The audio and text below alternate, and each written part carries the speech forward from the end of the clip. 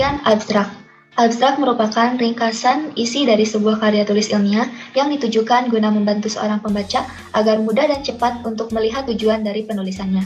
Abstrak merupakan sebuah intisari ringkas mengenai isi karya tulis ilmiah.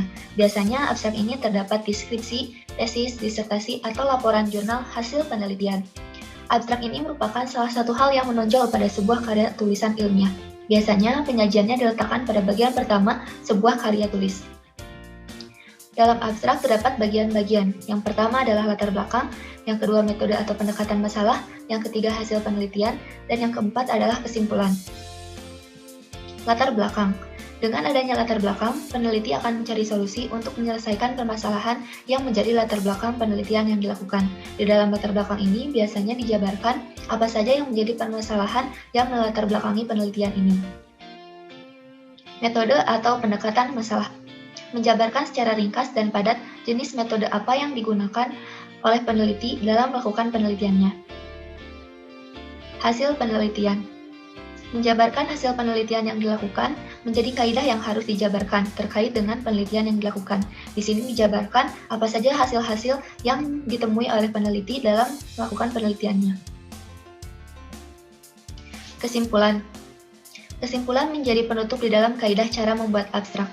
Dengan melampirkan kesimpulan, akan dapat diketahui bahwasanya penelitian yang dilakukan apakah dapat menyelesaikan permasalahan atau tidak. Cara penyusunan abstrak. Di dalam penyusunan abstrak, ada beberapa hal yang harus diperhatikan. Yang pertama adalah jumlah kata. Biasanya digunakan sekitar 150 kata, tetapi ini tidak menjadi patokan, banyak juga peneliti yang membuat abstrak sekitar 100-150 kata. Yang kedua, jarak antar baris. Setelah diketahui berapa banyak katanya, kita juga harus memperhatikan jarak antar barisnya. Biasanya digunakan dengan spasi 1 atau single spacing, sehingga memuat hanya satu halaman. Yang ketiga, penulisan bahasa asing.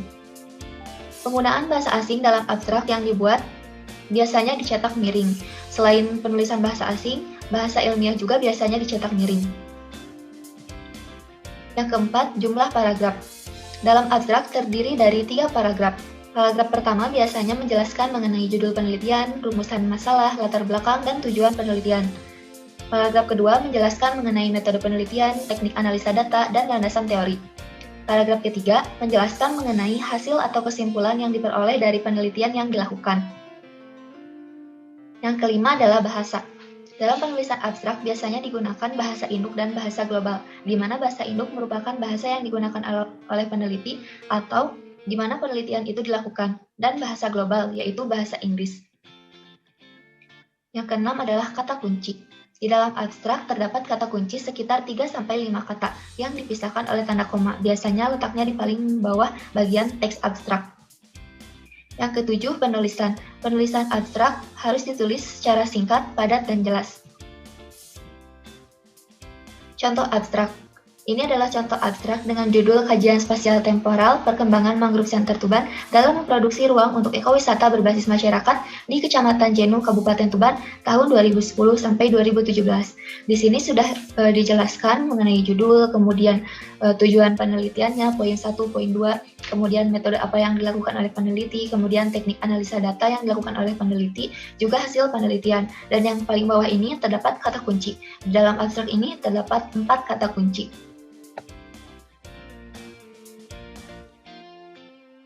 Ini ada artikel ilmiah.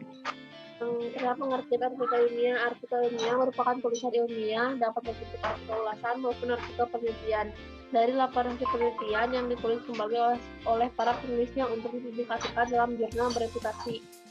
Terus ada ciri-ciri artikel ilmiah. Yang pertama, struktur sajiannya ketat. Biasanya terdiri dari bagian awal, pendahuluan, bagian inti atau pokok pembahasan, dan bagian penutup. Yang kedua, komponen dan substansi. Terus yang ketiga, penggunaan bahasa yang digunakan dalam karya ilmiah adalah bahasa baku.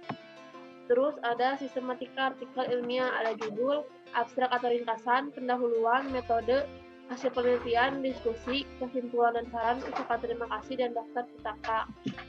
Terus ada macam-macam artikel ilmiah. Yang pertama, artikel penelitian, dan yang kedua, artikel non-penelitian. Yang pertama, artikel penelitian diteliti oleh kita sendiri. Tapi yang kedua, artikel non-penelitian itu ambil dari buku atau jurnal-jurnal penelitian.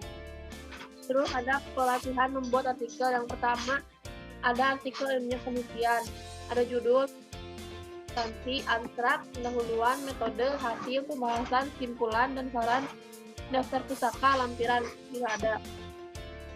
Artikel ilmiah dan penelitian, ada judul, nama penulis, abstrak dan kata kunci, pendahuluan, bagian inti, penutup, daftar dan lampiran bila ada. Ada judul, singkat, tepat, sesuai aturan penelitian, menggambarkan keseluruhan, dan yang terakhir cenderung bersifat indikatif daripada informatif. Terus ada abstrak. Yang pertama intisari karangan atau miniatur suatu naskah, yang kedua dibuat setelah karangan lengkap selesai, dan yang ketiga ringkas, lengkap, dan jelas. Ada bagian pendahuluan, fungsinya memperkenalkan topik artikel secara utuh dalam paragraf. Yang kedua terdiri dari beberapa paragraf. Yang ketiga mengandung komponen penting. Ada tujuan penelitian juga. Yang pertama merupakan persoalan pokok, dapat diletakkan pada alinea terakhir dari suatu pendahuluan. Dan terus yang terakhir harus tegas, tidak boleh ambigu. Tidak ada bahan dan metode. Yang pertama merupakan uraian ringkas, cara melakukan penelitian secara menyebutkan bahan dan alat yang digunakan agar penelitian dapat diulang secara tepat dan benar. Terus ada juga fungsi dan tujuannya. Fungsi dan tujuan, peneliti lain akan dapat mengulang peneliti tersebut secara tepat dan benar. Hasil, definisi perolehan suatu penelitian bagian sentral penting. Terus yang keduanya fungsinya diharapkan dapat menjawab masalah di pendahuluan. Dan pembahasan, bagian naskah yang menjelaskan makna temuan yang ditemukan dalam hasil. Yang kedua kumpulan argumen.